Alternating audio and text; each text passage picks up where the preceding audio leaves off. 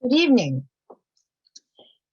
My name is Linda Silversmith, and I welcome you to the League of Women Voters of Montgomery County, Maryland's program, Leveraging Green Banks for Environmental Justice in Montgomery County.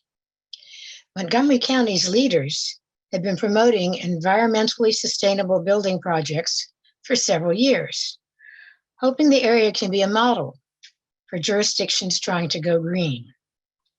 But these projects are often expensive, putting them out of reach for many middle to lower income residents. To correct this imbalance, the county passed new legislation this year to dedicate more funding for the Montgomery County Green Bank and set new requirements for equity work in environmentally disadvantaged communities. But how does green banking work? And can it improve the state of environmental justice, not just in Montgomery County, but across the U.S.?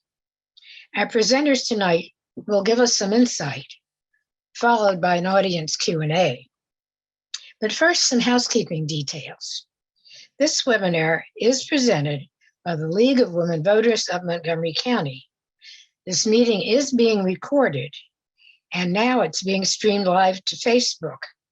Later, the recording will be made available for you on our YouTube channel. During this seminar, the audience will be muted and the chat box has been disabled to minimize distractions for the attendees. After our speakers make their presentations, we will have the question and answer period. Questions will be visible as they are answered. We encourage you to ask questions, but we want to remind everyone to be respectful of our speakers and each other. To submit a question, you click on the Q&A box button at the bottom of your screen, type your question into the box, and then hit send or return. We'll answer as many questions as time allows. The program is scheduled to end at 8:30 p.m. Now I am pleased to introduce tonight's speakers. The first is going to be Alex Craigie, who is a former acting executive director of the Montgomery County Green Bank and the current director of the American Green Bank Consortium. The consortium is a project of the Coalition for Green Capital, and it's a membership organization composed of 22 green banks from across the U.S. Before that, Alex was the deputy chief of staff at the Connecticut Department of Energy and Environmental Protection. While there, he helped create the Connecticut Green Bank, and he helped create Connecticut's first in the nation statewide microgrid energy efficiency program. Our second speaker is going to be Tom Dago. He is the chief executive officer of Montgomery County Green Bank, which aims to increase access to clean energy and energy efficiency financing for households, businesses, and institutions in the county. Before that, he led a division focused on real estate development and management and green strategies for NeighborWorks America. He also worked at Fannie Mae to advance mortgage and investment products. He has more than 30 years of experience in the for-profit and nonprofit sectors in housing, community development, and green programs. And he's lived in Montgomery County for nearly 30 years. I beat him at 36. Then our next speaker is Seema Kakade. She's an associate professor of law and the director of the Environmental Law Clinic at the University of Maryland, College Park. Her research focuses on air pollution, climate change, and energy.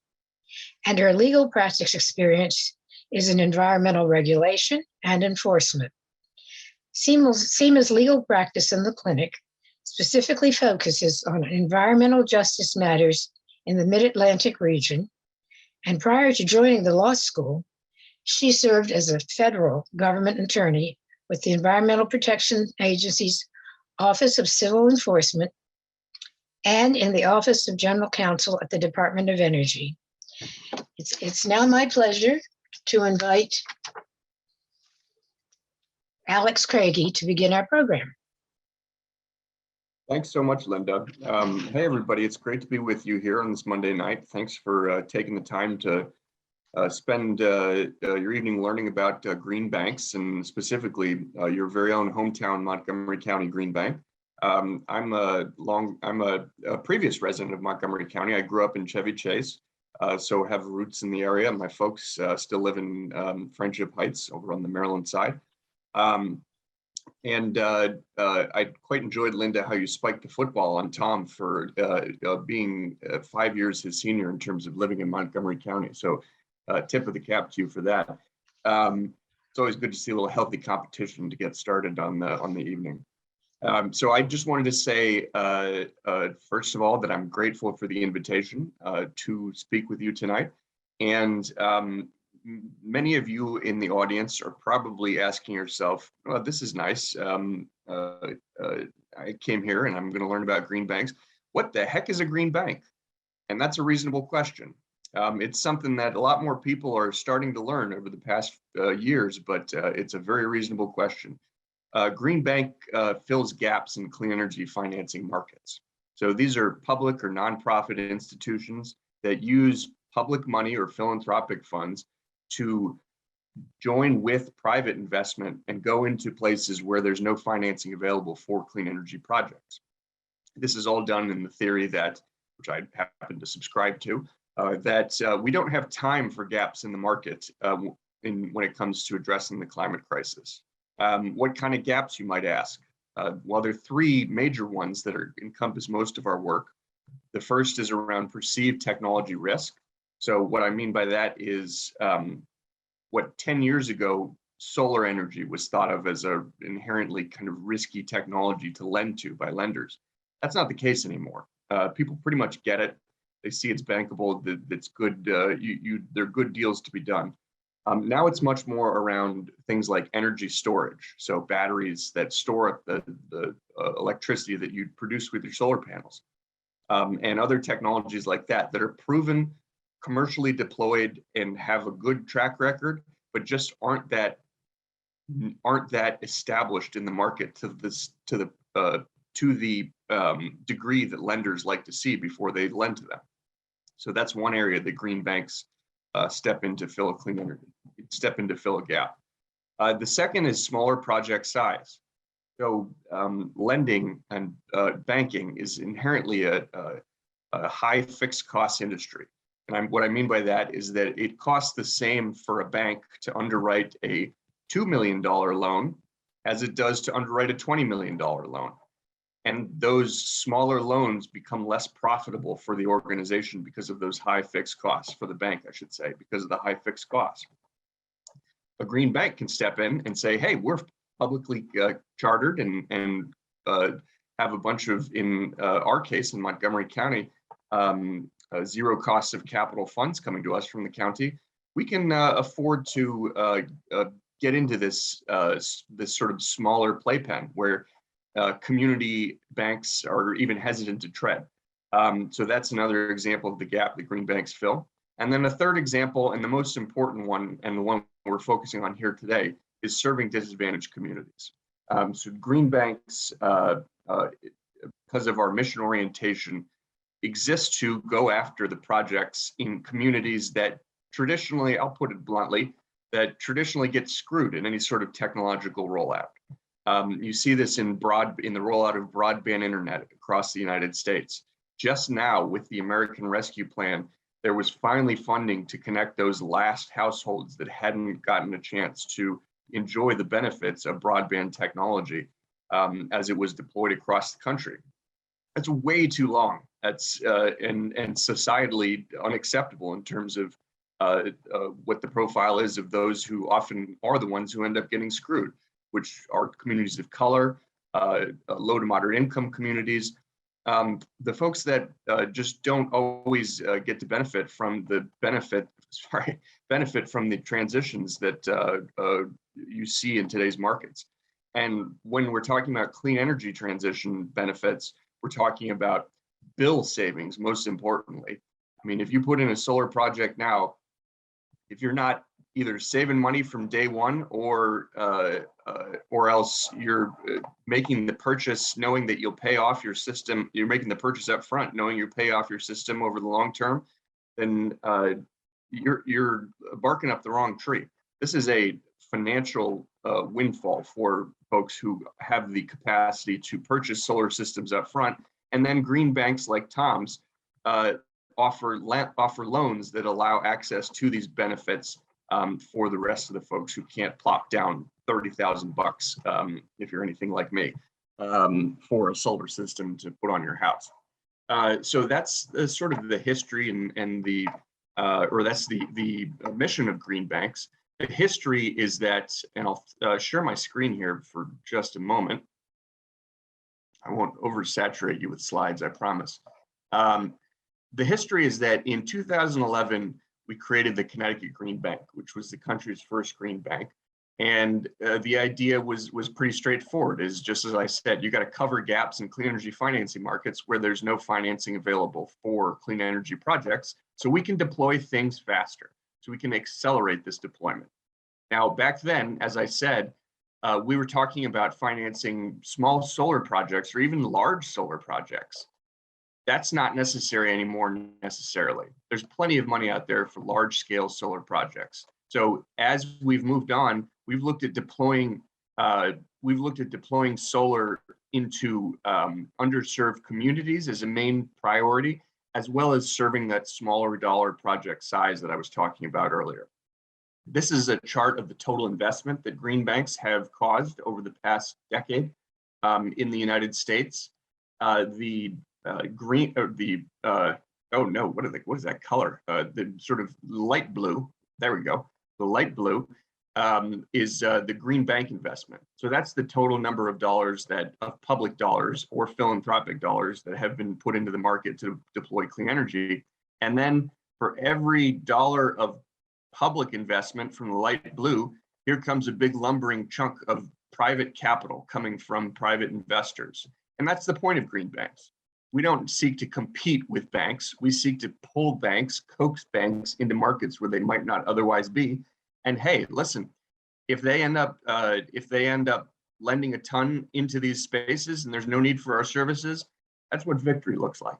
So it's a mission alignment with what we're chartered and tapped to do.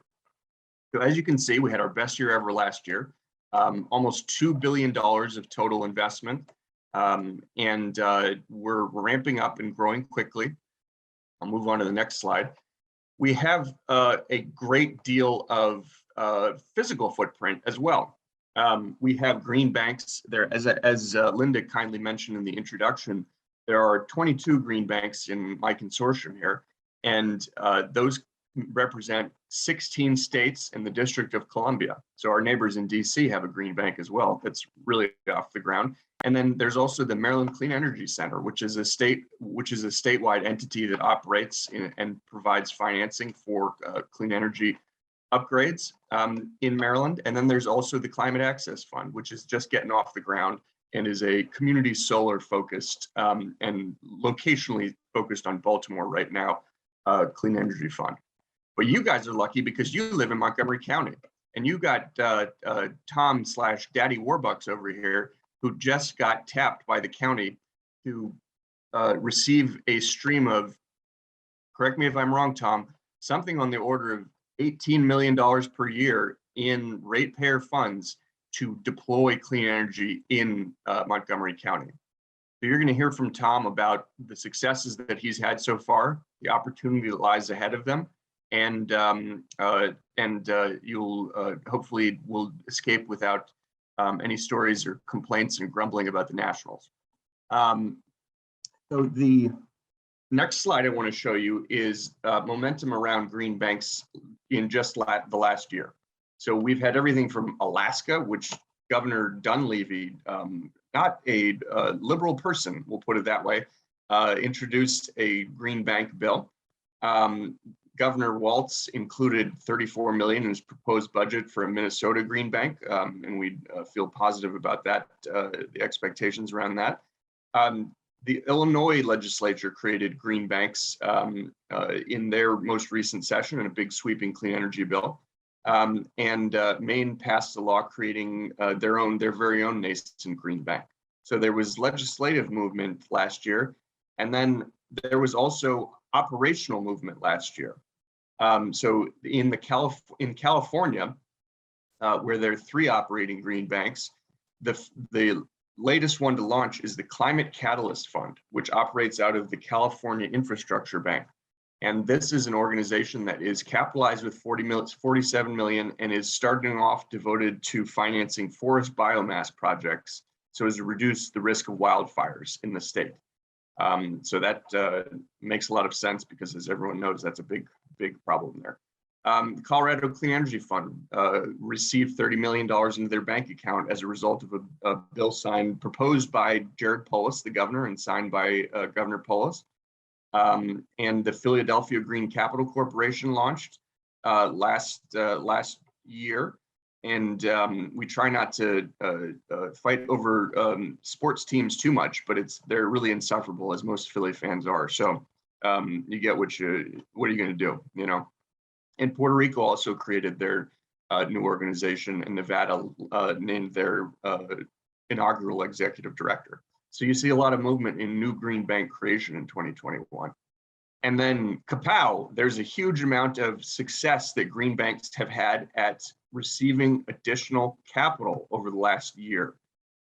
Michigan Saves is on track to receive $5 million as part of the Michigan appropriation process.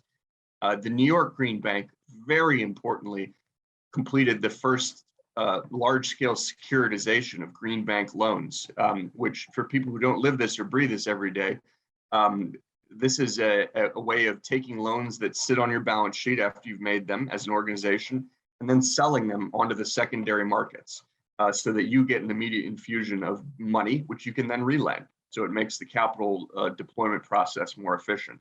But the New York Green Bank sold $314 million of their community solar loan portfolio to Bank of America. And that was a big deal for everybody. As you can see right here, Tom is the proud papa of a new enormous revenue stream coming into the Montgomery County Green Bank, and he's going to talk more about that.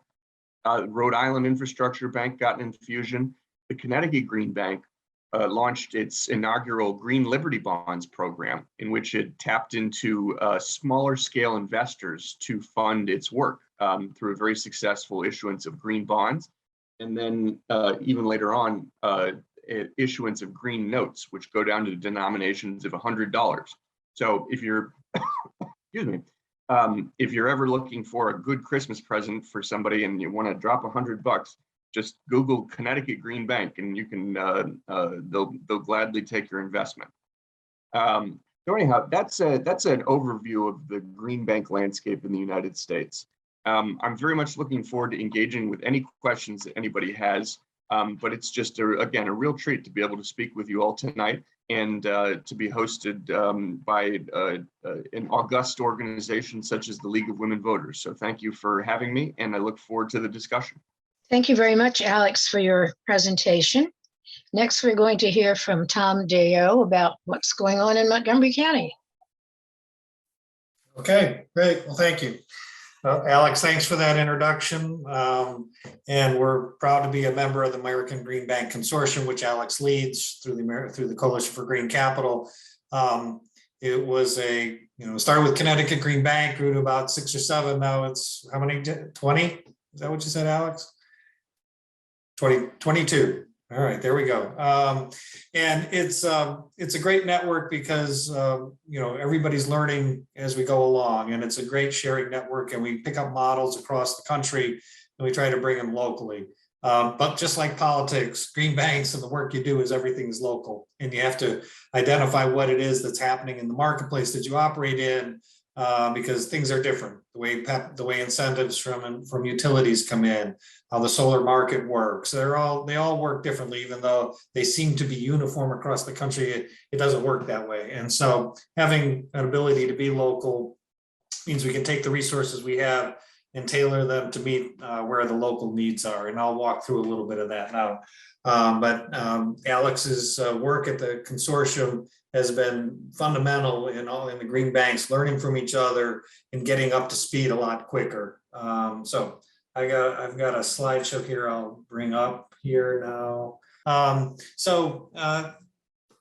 Tom Deo, as Linda introduced me. I'm the CEO of the Montgomery County Green Bank. I've been in this role since June of 2017.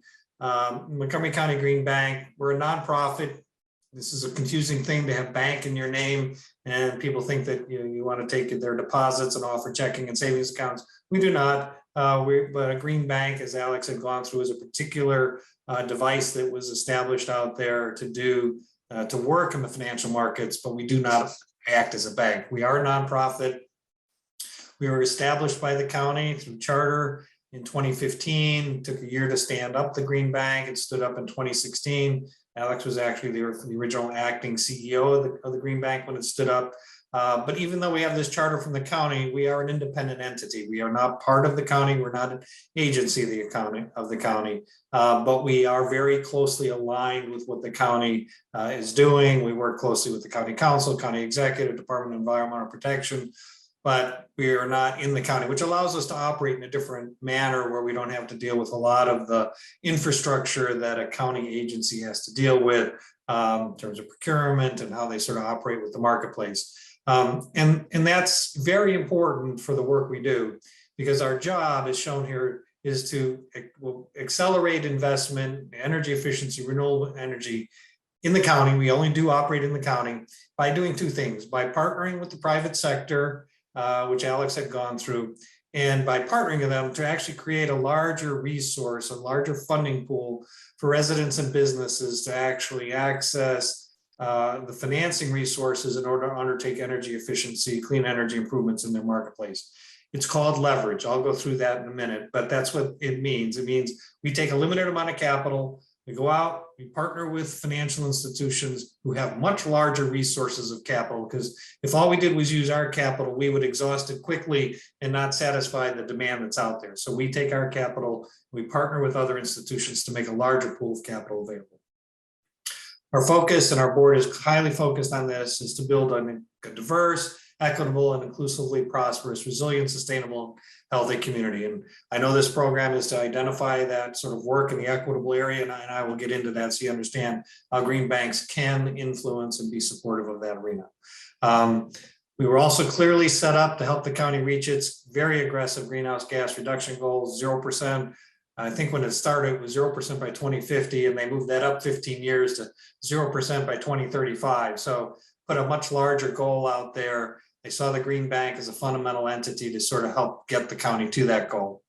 And as I mentioned, we're not a bank, which you call us an investment financial intermediary.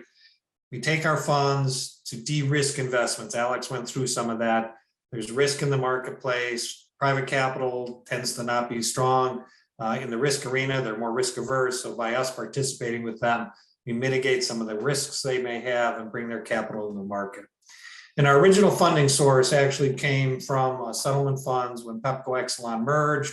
There were a bunch of resources that were put on the table, and a portion of that was dedicated to the Green Bank in order to conduct this activity of leveraging, and not just be a straight up grant maker, but in a way to take that amount of resource, get more money, recycle it so that it has a longevity to it, that if you do grant making, you kind of put it out and you're done. So the idea of the Green Bank was to take that resource and be a multiplier and a multiple of a multiplier.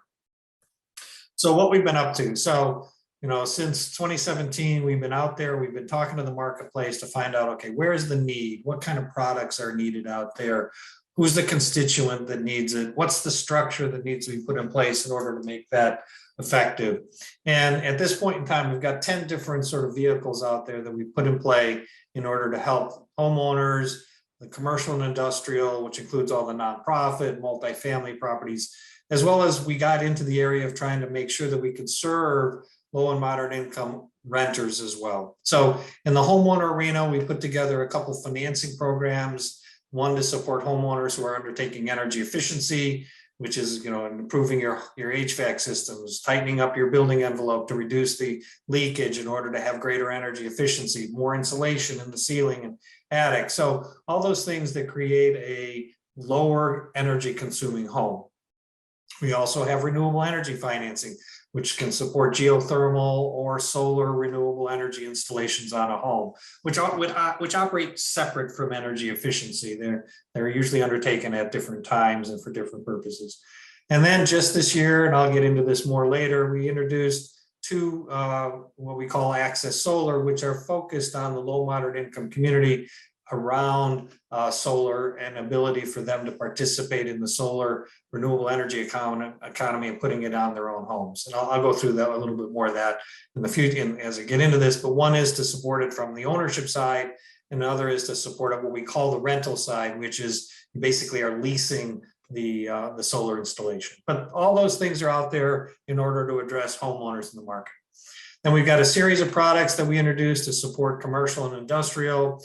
The county's had a commercial PACE program out there for some time. We took over the administration of that just last year in order to make that county financing vehicle available to commercial property owners. It's private capital that's in there, but the property owner pays the financing back through its property tax. But then we offered up our own products in order to make sure if that one wasn't a feasible one for a home, for a business. We have our commercial loan for energy efficiencies and renewables, which is another loan product that is similar to the CPACE program, but doesn't sometimes more feasible for a property owner to do that than the CPACE. But then we recognize there are a lot of small businesses in the market that needed support. We actually did this when the pandemic started, and we introduced a small business energy savings product. We did that with a community development financial institution so we could provide a lot more flexible loan product out there. Then we recognized there was a lot of commercial properties, including faith-based and nonprofits, that wanted to put solar on their property and didn't want to put a dime out for it. They just wanted to have the benefits for it. So we introduced a commercial solar power purchase agreement product, which allows for no out-of-pocket costs. Third party installs the solar, and you basically enter into agreement to pay for a particular price for the kilowatt hours less than what you would be paying Pepco absent the solar. And then we also offer a tailored structured finance, which is if none of the above work for you, we'll play with you and find a way to make it work for you. So we can be highly tailored. And the last thing that we're doing out here is a community solar, and you'll see more about that. But community solar is an opportunity for a solar array to be built elsewhere. And you as a homeowner or renter, if you have a Pepco bill, you subscribe to the solar coming off of that community solar array, wherever it is in this Pepco service territory. You pay a subscription rate, you get lower cost energy through that, and you get a deduct on your Pepco utility bill for what you're taking in solar. So we introduced all this, and we're operating in all these markets. I won't go deep into this, but if you're like, what is leverage mean? How does it work? These are different ways on how we operate. So, we are a financial institution, so we think in money terms, and we're like, okay, where can our money play in order to make lenders or financial partners feel more comfortable? So on the far left, it's our greatest leverage play, which is to say they want to put all their money in the table and they want someone to stand behind them. So if that loan goes bad, they're going to come to me and collect. And that's called loss reserve. And that's the far left. And it works for many of the sort of relatively standard, some risk, not high risk kind of product areas. And that was actually our first launch product. That was the commercial loan for energy efficiency renewables. But that's proven not to be entirely as effective. The banks or the lenders and the other institutions say, we want some of your capital in this deal in order to reduce some of our risk.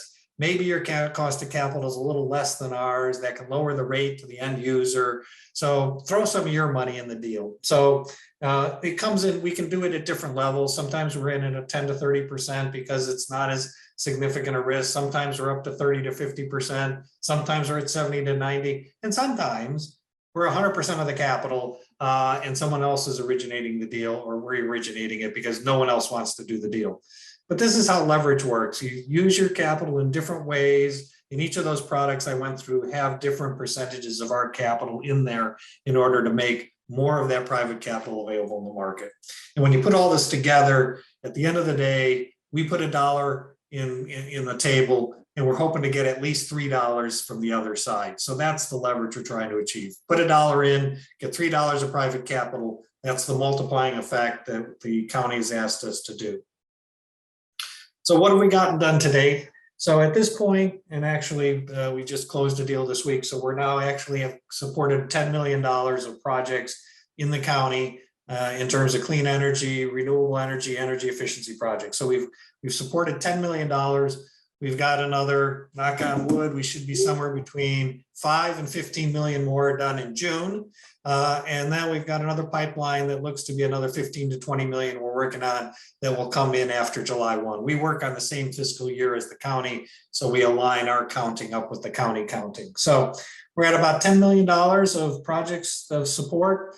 That's 1,044 metric tons annually in greenhouse gas emissions saved in the county. So that's pulling that out of the system by virtue of our investment. As you know, as you saw, we've got 10 different products out there.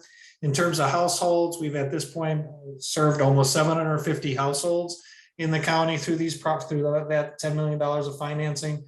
550 of them would be low moderate income households, and about 440 were multifamily properties. So we're covering a gamut of opportunity, and it's taken a while to build up. I'll say the first project was 200,000 in the first year, then we got up to $1 million, then we got up to 3 million, and now we're at 10 million. So it's taken a while for the communication to get out there, but once we've had things done, people learn about us, and now they understand how we operate.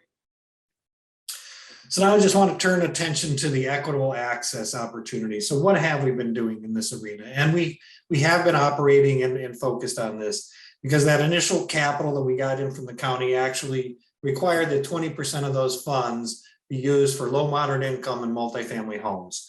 So, we've had a dedicated focus on trying to make sure that we were getting equitable access out in the marketplace. So a number of things we've done. One, we've done a community solar project, and in a moment, you'll get a chance to see a little bit more of that. A quick 2-minute video you'll get a chance to see.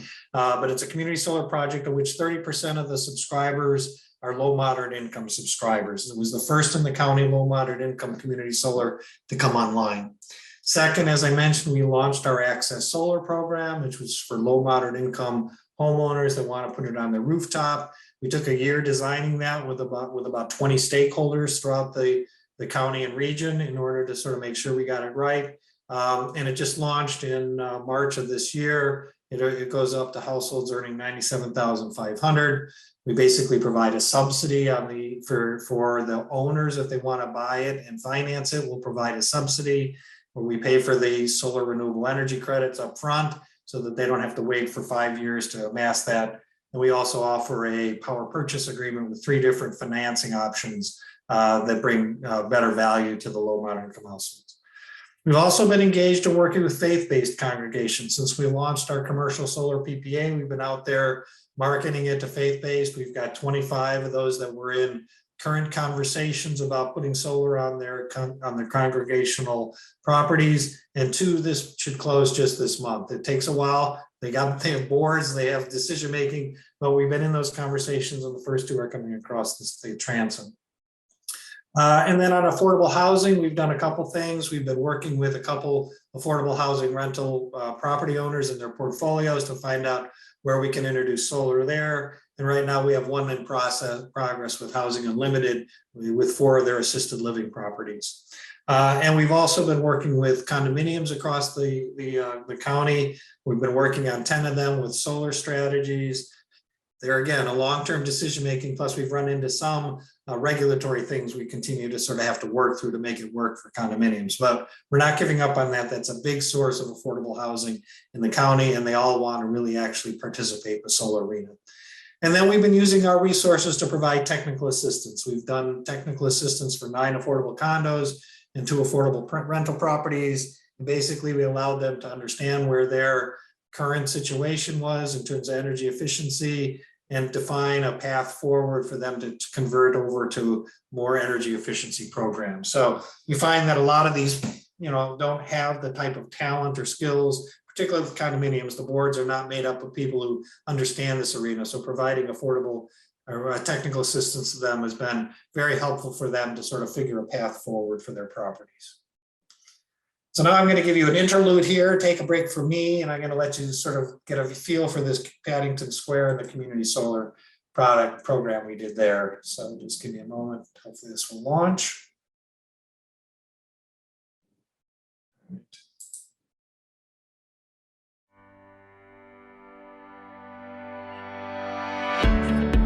Welcome to this first community solar project to go online in the county, and the first to set aside subscriptions for lower earning households under the pilot for community solar PEPCO territory in Montgomery County. We believed in the mission to bring this 286 kilowatt community solar project to the people of Montgomery County. So this means that in a rental home or in a home that they can't put solar on their home can still participate in the solar renewable energy on a project right here in their community. This brings equitable access to renewable energy to county residents, including those at this property. I'm so grateful to be representing the Groundswell team. There has been a non-trivially sized army working on this project. This is a pioneering first. It is a landmark. It's a project we want to replicate a whole lot too. This is a perfect solution for me to become a subscriber and be able to participate. The ability to provide clean energy alternatives is really important for HOC. And while we're celebrating the first community solar project in the county, we know that it's not the last. This is the kind of project that helps us see where the future goes and what's possible here. My hope is that every garden department in Montgomery County gets blanketed with this. This is a community effort, and we're going to have to get it done. We have to save our environment. It's the right thing to do. It's the right moral thing to do. It's the right economic thing to do. It's great for these residents. It's great for our county. We're seeking to bring private money to projects like this all across the country.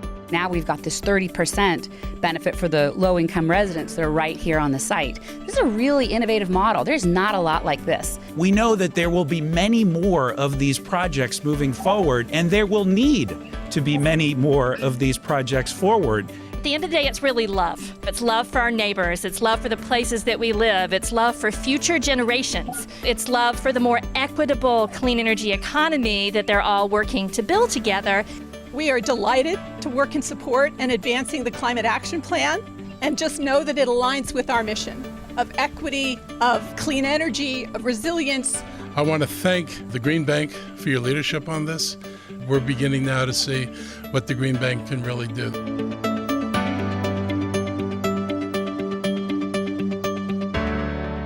So that brings us just to the current place, which is where are we with the county and the funding? As you can see, with all of that activity we got done, the county saw the purpose that we were set up for being achieved, and they felt that it was time to sort of give us a new set of resources. That first set was a finite resource, came in one time, wasn't going to renew. We've been using it, and we needed additional resources to move forward. So the county stepped up, and just this February, passed a bill that would provide 10% of the county fuel energy tax to support projects in the county, and that would come to the Green Bank. There were components to it. 20% of the funding that came would have to be dedicated to equity emphasis areas in the county, which are, and I'll show you a map of those. There are sub-geographies, there are low, moderate income and race determined geographies that the Washington Area Council of Governments created. And then 15% of the funds was to be provided in a way that was sort of grant-like in terms of supporting more technical assistance, reduce the cost of the capital to the end users so that we could create more benefits downstream to the end users.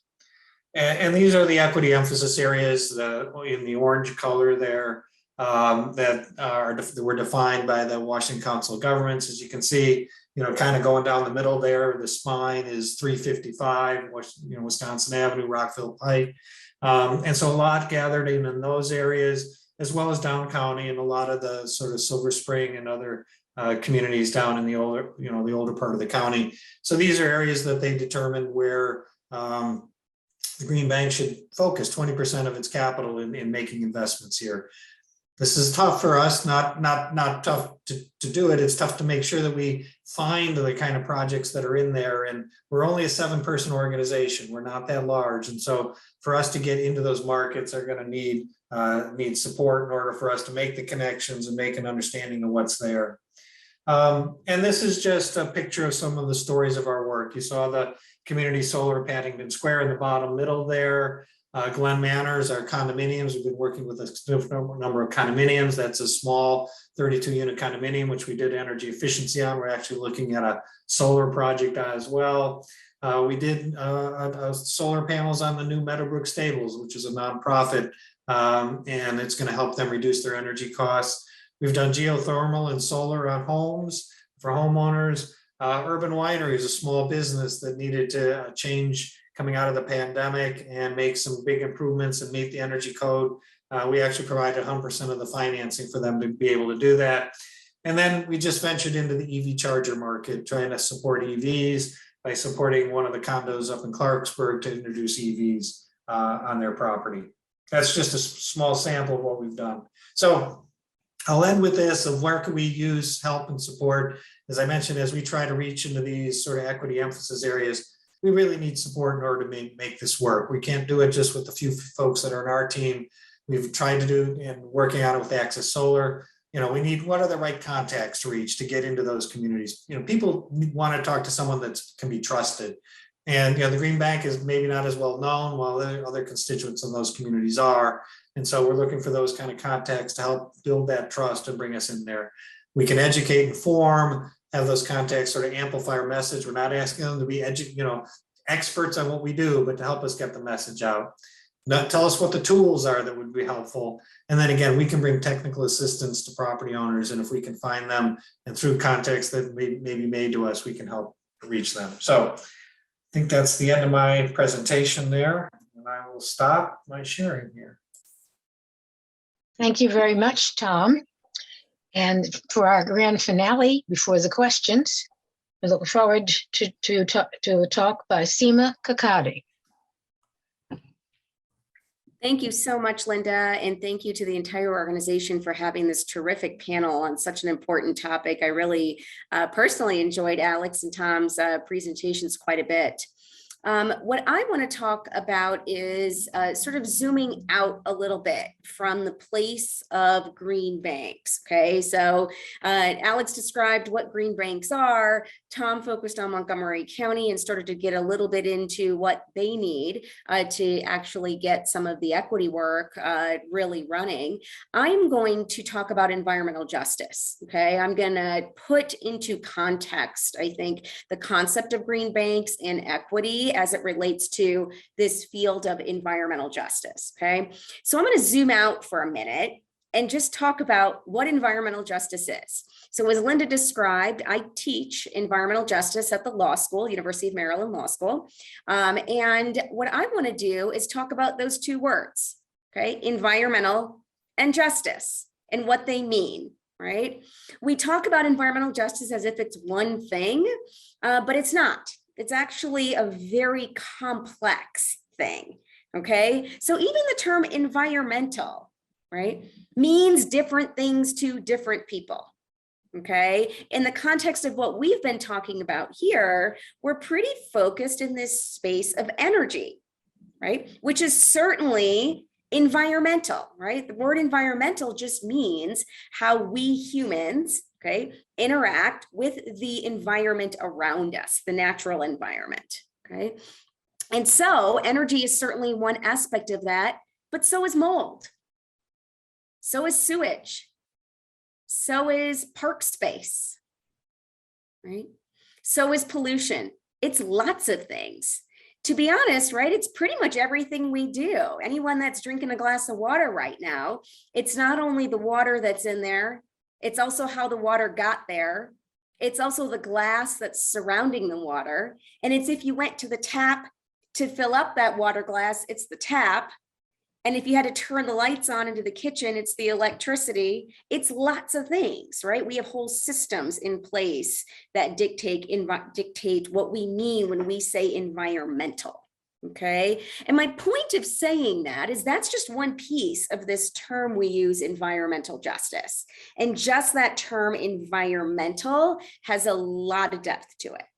Okay, in the space of energy alone, what we've heard Alex and Tom talk a lot about are different components of even energy, right? We're talking about polluting facilities, right? Polluting energy facilities and trying to replace those with clean energy resources, okay? So we're talking about different things when we're talking about even the field of energy, okay? Now the second term, justice, what does that mean? It also means lots of different things, okay? We have a general sense that justice brings about notions of what's fair, right? And what's fair in our society and what's fair in the world that we live in, right? And so what do we mean by fair? Well, it might mean how we distribute things. It might mean how much burden one group or one individual or one community faces. It also might mean access, right? Or inability to access. And so we use that term justice in lots of different spaces, okay? In context with environmental, the term justice largely denotes how we are being fair about the environmental goods and bads that we have in the world, right? Everybody wants to drink that glass of water. Who gets to? Everybody wants to be able to afford that glass of water that might be on your table right now. Who gets to afford it? Right? Those same questions are really at the heart of what Alex and Tom are working on in the energy space. Who has access to clean energy?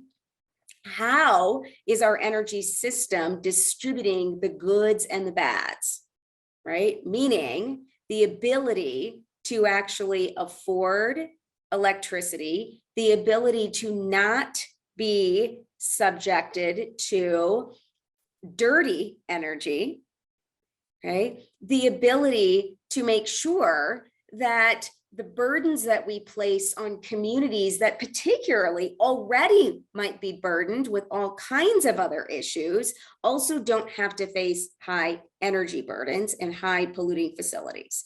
But what happens often in the space of environmental justice when we're merging those two worlds together is that the same groups of people, okay, are receiving a lot of our environmental bads. Right, across the board in the energy space, in the water space, in the food space, right? In lots of different environmental spaces, we tend to live in unjust distribution, unjust access, right? So certain communities tend to, right, have more of our environmental bads. That's what we're talking about when we're talking about environmental justice. So where do green banks fit into that, right? It's a huge piece of solution to move forward on improvement of redistributing, on access, okay, on affordability. All of these things we talk about in the field of justice as related to all kinds of environmental issues, green banks, I think, really do help in pushing the environmental justice mission forward, okay? And we're seeing this in a lot of different environmental spaces, this concept of where are funds going, right? We've seen it in the agricultural space. In fact, we have a long history of where ag loans have gone and where they haven't in the past. We have a history of knowing and thinking about where housing loans go and where they don't go, right? For people in the past, okay? And so when we're talking about environmental justice, we're not only talking about what's happening right now on distribution and fairness and access, but we're talking about what's happening right now in communities with a huge historical context, okay? And I think that's really important to remember. Okay, because while environmental justice for some people might be a new term or might be something that is a big topic they're reading about in the paper right now, okay, there is a long history related to justice issues in all of these different environmental spaces. And understanding that history is so key if we're going to be able to move forward in the kind of amazing work that Tom and Alex are working on, right? So Tom ended one of his presentation with, we need everyone's support, right? To get into communities, okay? I do a lot of community engagement work. I work with communities on all different environmental issues, food, water, energy, you name it, pesticides, transportation infrastructure, all kinds of issues, okay? And what I think is really important when we're out there talking to communities, right, who might be able to take advantage of the Green Bank program, is to understand the history for where that community is coming from. Okay, what is their background? What is their notion of environmental, right? Sometimes I go into a community groups and try to talk about, for example, a new bill that might be really interesting, super beneficial, pushing larger issues on climate, right? And I'm ready to go give a talk to a community, but that's my agenda, right? What often happens when I get into a dialogue and get into a conversation is that the community goes, yeah, but what about the sewage backups that have been in my basement for a really long time, right? That's a real problem in Baltimore City, and for example, right? What about the indoor mold, right? And here's the thing, those issues that they're dealing with, that they're bringing to the table, are not any less important than, right, the issue that I've come to talk about. They're just coming at it from a different perspective, right? They're thinking about environmental in a different way in that moment, right? They're thinking about justice maybe in a different way in that moment. And they're coming at that conversation with a history, right? And often with a really pressing problem that's in front of them, right? And maybe energy efficiency or solar is not their pressing issue. Maybe it's not, right? That doesn't mean that they don't think it's important. That doesn't mean that they don't have a sense as to the massive climate problem that we are all facing, okay? It just means they're coming at it from a different place, right? And they've got a lot of history and a lot of issues that are going on. That's at least my perspective on a lot of the community engagement work that I do, okay? And so what's my suggestion for those of you listening today? Those of you listening today that are thinking to yourself, gosh, there's so much with these green banks that could do some really great things in Montgomery County. I'm with you. So my feeling is that everybody needs to be reaching out in the way Tom is suggesting. Okay, this is going to take everybody. Community engagement and working with communities on environmental justice takes everybody, right? And it's meeting people where they are at. And it's a lot of conversation. It's understanding in Tom's map of where equity access areas are, that they are not all equivalent to each other, right? One community group that's located in one area on the map may be completely different, right? With a different history, different issues going on, different conceptions of environmental, different conceptions of justice, different conceptions of what a bank is and whether a bank is good or bad based on history. Okay, there might be very different than an equity area in a completely different part of the county. What I run into a lot in my work in Baltimore City primarily, right, is that we might have two communities that are only a few blocks away from each other, okay, that are completely different from each other, right? And so this group of people that we might term, right, low to mid income level or equity access groups, or even the sense of local communities, right? They're not even the same in one geographic area, right? Everyone's coming at it in different contexts. And I just think that's really important. And so when I teach environmental justice, what I'm actually teaching a lot are things like empathy and things like history and things like understanding and listening, right? Because that's, I think, really what it takes to engage communities on broader issues. And this is a really good place to be talking to your neighbors and talking to different community groups. It's just a matter of understanding that greater context of environmental justice and how that those different terms mean different things to different people. And I'll stop there, Linda, and open it up to questions. Thank you very much, everybody. And We're going to turn to Amelia Bruce to moderate the questions. Thank you, Linda. And thank you to all of our presenters. Those were all great presentations. And I'm going to, like Linda said, open up the Q&A. So just as a reminder to anyone who has a question, you can type your question into the Q&A box at the bottom of your screen and press send or return, and the questions will be visible as they are answered. We will try to answer as many different people's questions as we have time for. And we just, again, want to remind everyone to be respectful of your fellow attendees and all the presenters. And we are scheduled to end at 8:30 tonight, so we'll try to get in as many as we can. So I'm going to just give people a second to maybe think of some questions they might want to put in the box, because we just got a lot of information, which is great.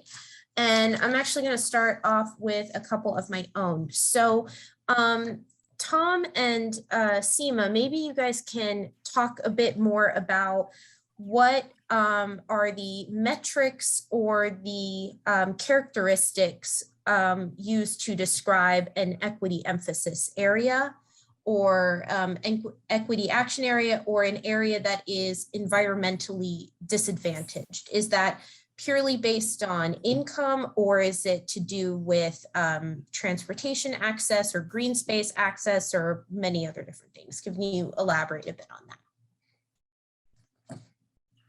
So as to the equitable emphasis areas or equity, that was the algorithm. I don't know the algorithm. It was Washington Council of Governments created these throughout the region, and they used an overlay of maps in terms of where low moderate income concentrations were, as well as racial concentrations, and came up with those as areas that they determined to be those communities. So I don't know what their algorithm was per se to identify those, but that was theirs. But in terms of environmental space, one thing I would, and that was lovely, Seema, what you went through, and the other complexity to environmental justice relative to the Green Bank is that most of those communities are, unfortunately have been also preyed upon from the financial services industry to provide products that were not well suited to them in terms of, but they took advantage of the population in many instances. Sometimes they go after seniors or less sophisticated financial, people who they were provided financial instruments that were not to their best interest, right? So I think in some ways there's a bit of a distrust in these communities, not only for the environmental injustice they're going on, but for a financial injustice they might have felt in the past too. So, we're trying to bridge two things. We're trying to bridge the idea of helping make sure that they can sort of participate in the environmental savior side of things if they want to improve their home or reduce their energy consumption, while at the same time understanding that the financial instruments that we offer are ones that are more in the regulatory arena and not ones that they might have experienced in the past. And so there's an education and information on two sides, both what does it mean to get access to environmental sort of, effort, as well as how can I trust the financial instrument that's coming to me. So. Yeah, and I'll comment as well on this topic. So I actually spend almost a 2-hour lecture in my class every semester on maps and understanding what we mean when we say environmentally disadvantaged, Amelia. So it is a very complex and in-depth topic, and it's one that's fast moving. So at a big picture, okay, I encourage folks when they've got time to type into Google environmental justice screen or EJ screen, okay? It brings you to the US EPA's mapping tool, right, for what the EPA thinks of as environmentally disadvantaged, okay? What's really interesting about EJ Screen, the mapping tool, is you can put any address in, put your home address, put any neighborhood that might be on one of Tom's maps, any address in, And it will give you different check boxes that you can click where you can add different layers. So I talked about how the term environmental means lots of different things. So you might put a layer in, right, that is focused on access to food. You might put that in, and it will give you an understanding of what your access to food looks like according to the address you've put in. You also might be able to put in a layer that is focused on health, like exposure to particulate matter, which is an air pollutant that lodges deep in the lungs and creates all kinds of respiratory issues. So when you think environmental, Amelia, if you're thinking air pollution and you're thinking health-based impact from air pollution, that might be the layer you're interested in, right? You can add multiple other kinds of layers depending on how you're thinking of environmental, right? EPA is on a mission right now to expand the different layers in EJ Screen, in part because the term environmental means so many different things, right? But what's interesting about something like EJ Screen is once you start clicking multiple different kinds of boxes, it will give you a sense as to the fact, what I said, which is many communities are disadvantaged on all of them, or many of them, all at the same time, okay? And so we're starting to develop concepts of environmental disadvantage might mean different things depending on what the context is. It might mean something different for access to park space if you are a community in Baltimore City versus, right, a rural community in Western Maryland, okay? Disadvantage might be different in that context. However, if you're putting a layer on, right, how much exposure you have to methane leaks from natural gas pipelines, right, the Western Maryland communities might have a different context than Baltimore City context, okay? So mapping tools are really important, and they're being changed as we speak. In addition, many states are putting together their own versions of different kinds of maps to lay out what disadvantaged might mean. Maryland is working on their own that gets at a more granular level at the real community level that EPA's EJ Screen at the federal level hasn't been able to get down into those real granular level of maps. But I would definitely encourage at a broad level to start looking into the mapping world. It's a whole world out there to answer the question that you're talking about, Amelia. It's really fascinating. Thank you. Yes, I will also advocate for more mapping, more geodata. It like opens up a whole new world of looking at our social problems. Okay, let's go to some of the audience questions. This one is, I guess for Tom especially, but maybe Alex might have some examples he can throw in from other green banks as well. Can municipalities in Montgomery County work with the Green Bank, or is the Green Bank only, or is it only for banks and other investment entities? So are green banks something that are being taken advantage of by municipalities and government facilities or government systems?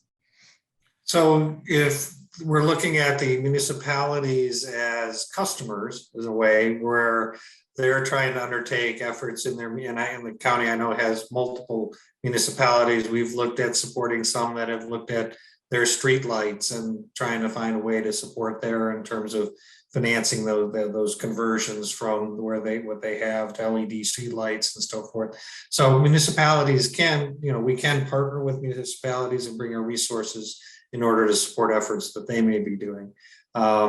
We can also be a financial partner with them if they're bringing their own capital to the table and they want to put a product on the street that is particular to their municipality and it's their capital, our capital. We can look at situations as that as well.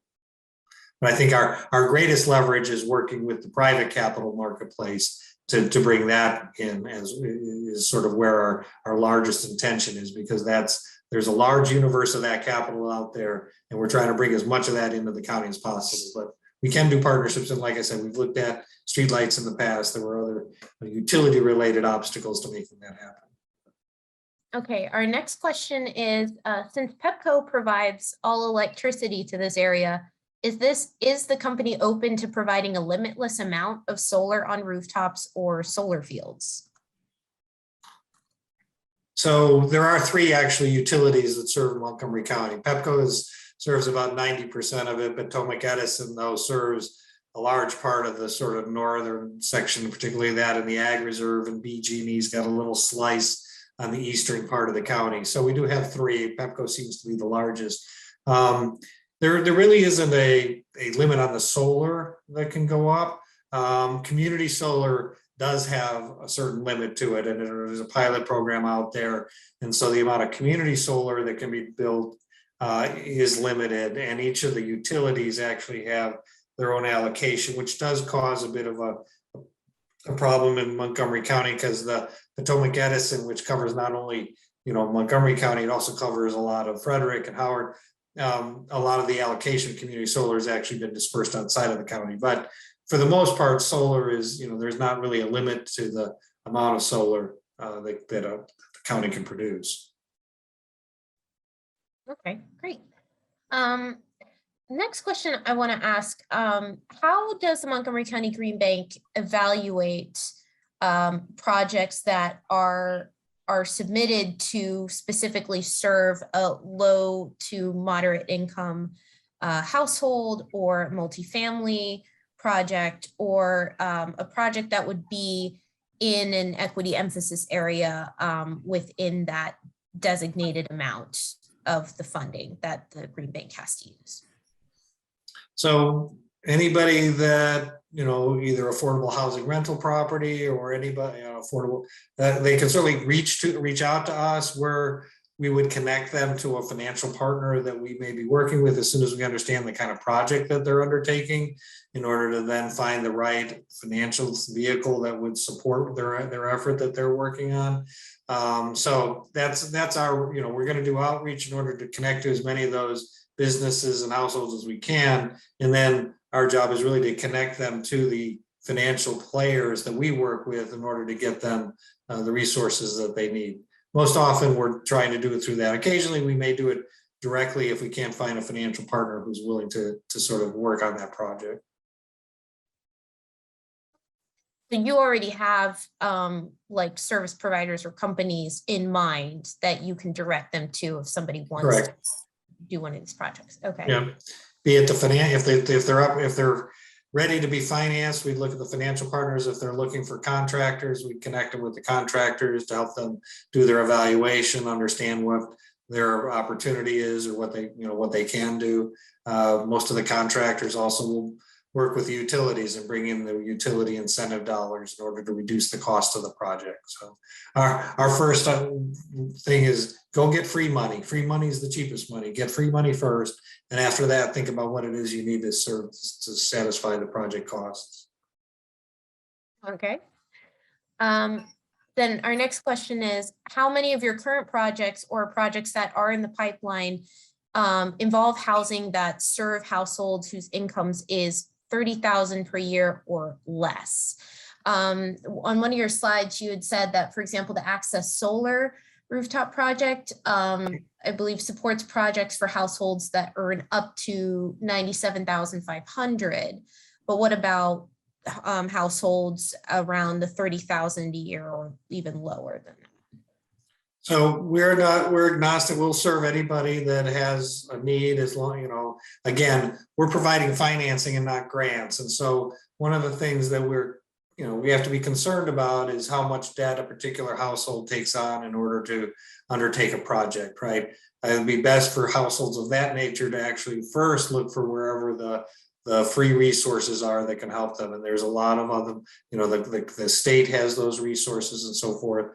But if they qualify for the loan and look like they can serve the loan, then certainly we would make it available to them. So we don't limit it. We just said for the programs we're sponsoring to try to drive to lower and moderate income households, we do put a cap on it, but we're not limiting the downside. But again, we certainly want to be aware that households have limits on what they can afford in terms of servicing debt and taking on additional debt. We don't want to put anybody in a particular trouble area if that's an issue. So. Great, thank you. So I'm kind of wondering if perhaps the owner of, say, a multifamily housing complex, maybe you're talking to them about maybe like at an outreach event or something, trying to talk to them about what the Green Bank can help them do if they were maybe wanting to make their building more energy efficient, but they may have some hesitation about it. For example, what could the construction do to temporarily displace some of the residents in that building if they have to maybe move out of their apartment or something while the work is going on, or if the landlord is just unsure for some other reason about undergoing a project like this. Can you speak to any like barriers or any kind of challenges that may be coming up for households or for renters in equity emphasis areas that maybe stop them from taking advantage of Green Bank funding? So in terms of undertaking work in a property, affordable housing and other property owners are used to the idea of how to undertake construction and sort of work it around the property as it's there. You don't see much, maybe they'll let a lease run out and rehab the property, but there's no evictions or anything going on in order to undertake work. So they're pretty averse at how to do that. I think it becomes more complicated with how the structure of the property is and where the systems are and how the systems will need to be dealt with. Are they in the unit? Are they all central systems? So there's a lot of complexities that have to be thought about in terms of how do you introduce this work, but that's what contractors are gifted at. They understand what the situation is and how to actually undertake the work in order to be as least disruptive as possible and achieve the greatest good.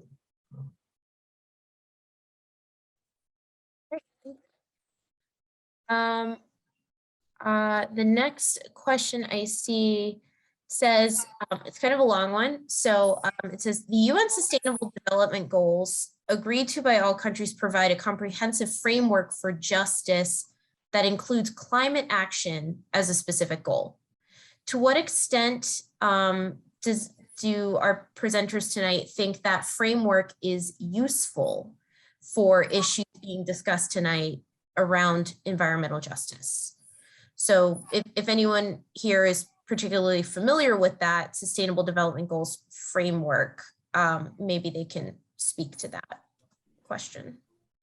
Sure, I can speak to that question. So, I absolutely think that we've got sustainable development goals that are looking at climate as being really important from a justice perspective, right? I think that this is incredibly important, in part because in many climate spaces, we don't always see perfect alignment with justice goals. Okay, climate goals and justice goals, you want ideally to go hand in hand. Sometimes they do not, and often they don't. Okay, and so I think there is a push at international levels and with sustainable development goals in particular, to note that we want to do our best as we push in the climate space to recognize the justice space as well. I think Tom and Alex both discussed this in the concept of energy transition, right? If we're going to move into an energy transitioned world, we need to make sure we are doing it in a fair and just way. That doesn't always happen. I'll give you a perfect sort of example. This happens in the transportation space, right? In the transportation space, a major climate goal is often, we think, public transportation. That's got to be a great thing for climate goals. Get people out of their cars and into public rail. That has got to be wonderful for climate, okay? But when you ask particularly race-based and low-income communities that might live right near train stations that are going to be expanded, their view might be very different on whether there should be an expansion of public rail.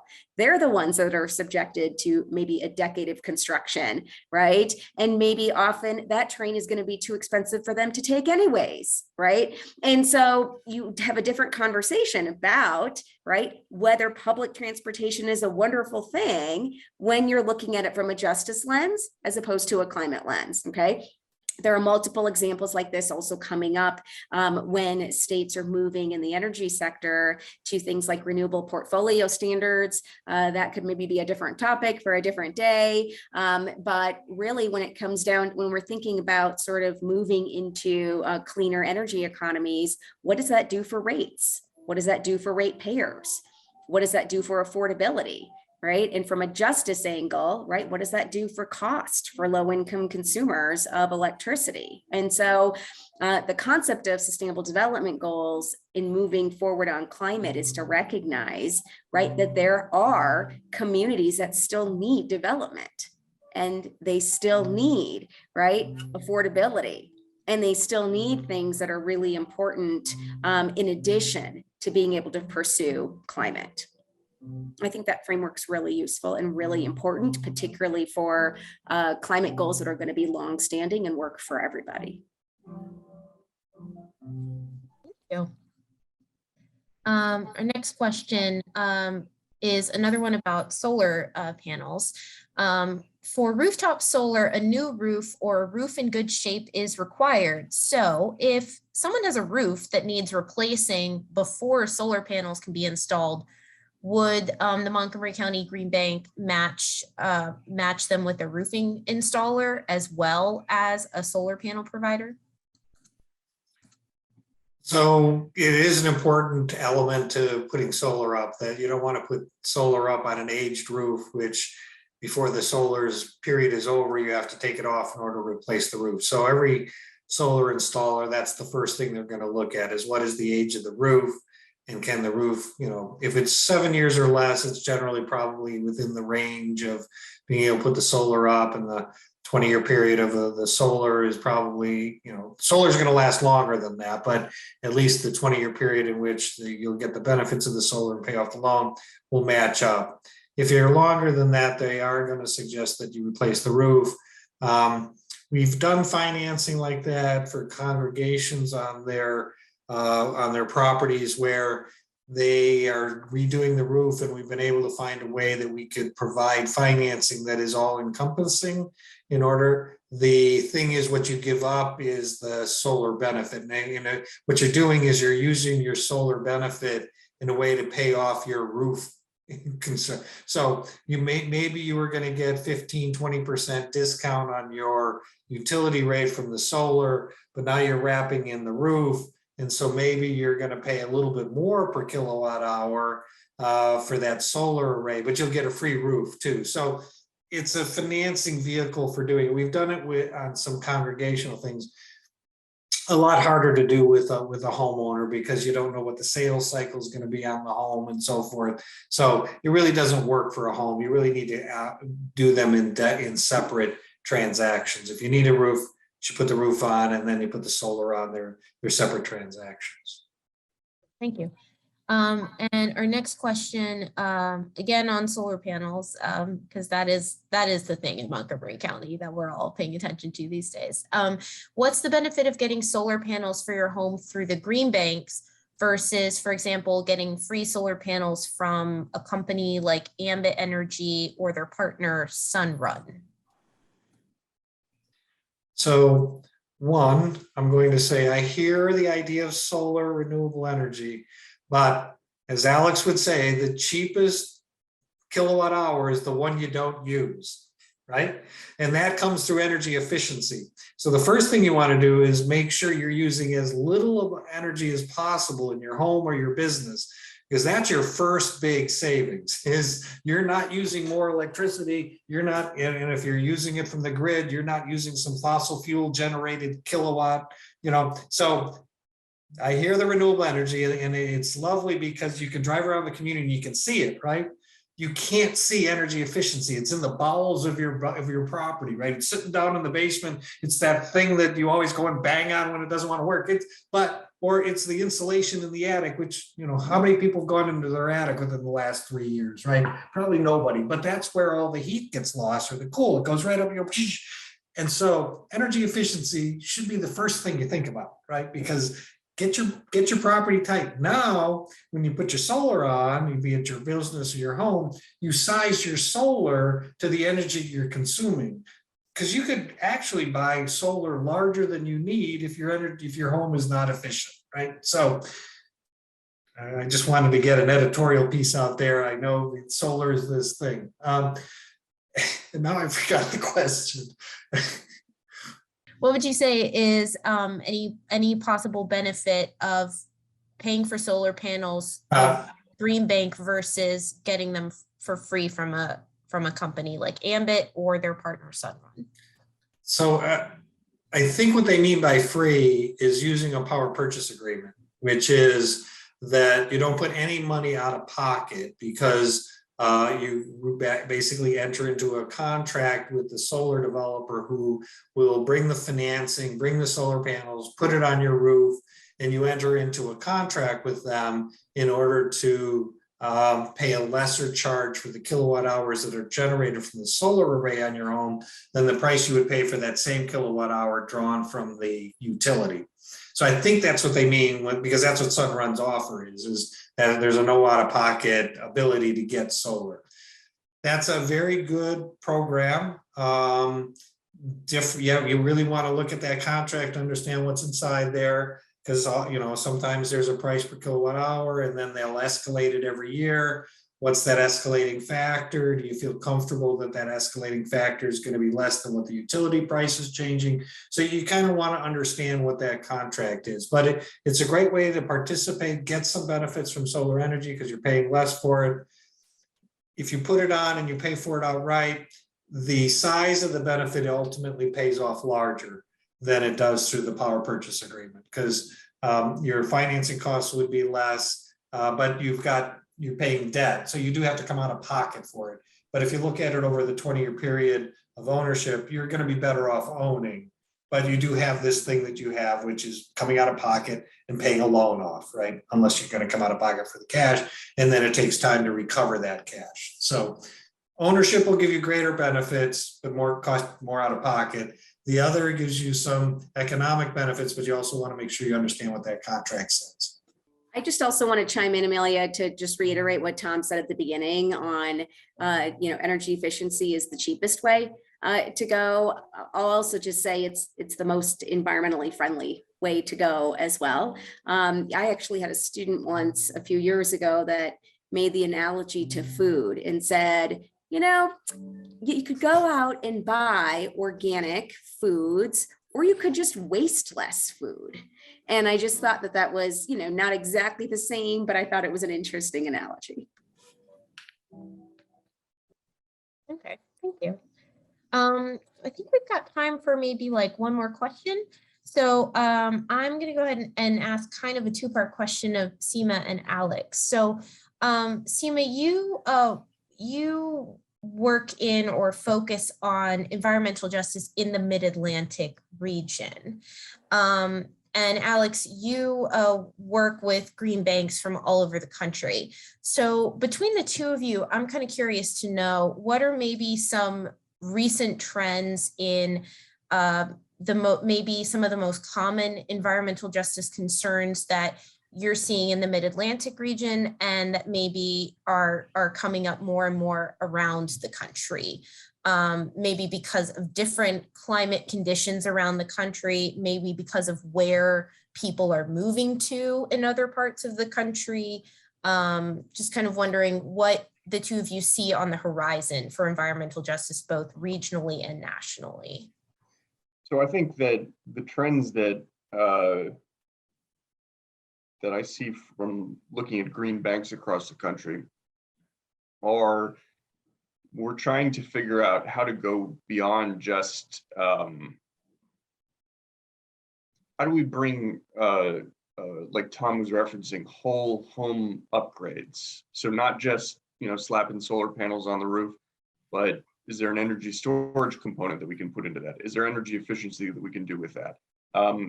Thinking of a sort of a holistic view of a energy solution for environmental justice communities is a trend across green banks. There's great organizations out there like Posigen, which has just announced a partnership with the DC Green Bank to finance $7 million worth of residential solar systems across DC for low to moderate income customers. And that's an important component of any energy environmental justice plan, is addressing LMI communities, communities of color, and frontline communities that have been affected by historical injustice of where the actual physical generation plants were placed. And there's more to it than that, but SEMA can define even better than I can. But that's all to say that we're really looking at it less like what are the trends for environmental justice across the country, and we're more thinking about how can we bring a broader package to serve the environmental justice communities, and using our terminology, disadvantaged communities that green banks serve. And I guess I will say, back to sort of my initial remarks, I think the largest trend I see in the Mid-Atlantic and probably with my colleagues across the country is a real focus on environmental justice as an issue. And I think that is really indicative of the larger social justice concerns that we find ourselves in multiple different spaces. In the policing space, for example, it's been a huge concern, obviously nationwide.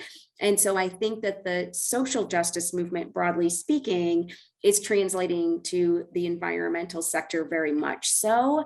And so we see an emphasis on not just environmental, meaning what's good for the environment. Remember my public transportation sort of analogy, but also what is good for environmental justice. And I just think that by itself is a very large shift and a trend that I think is going to continue, because I think that we are in an era of recognition of social justice issues across multiple different spaces: housing, criminal policing, taxes, healthcare, COVID, you name it. We're seeing injustice in a lot of spaces. And so to me, that's the biggest thing, is that we are focused on justice issues and what that means in the environmental context. Like, people are suddenly seeing, it's like their periphery has widened, and they're realizing things that were there the whole time that are under that justice or inequity banner that they didn't realize before. Yep. Great. Well, I think that's all the time we have for Q&A tonight. So, but thank you so much, everyone. And I'm gonna throw it back to Linda to close us out for tonight. Hello and goodbye, everyone. That's all the time we have now tonight. Thank you to all of our esteemed presenters, and thank you to everyone watching tonight. If you enjoyed this free program and want to learn more about the League of Women Voters' work in Montgomery County, you can find out more about us, including how to support our efforts, at this URL, LWVMOCOMD.org. With that, we'll say thank you again and good night.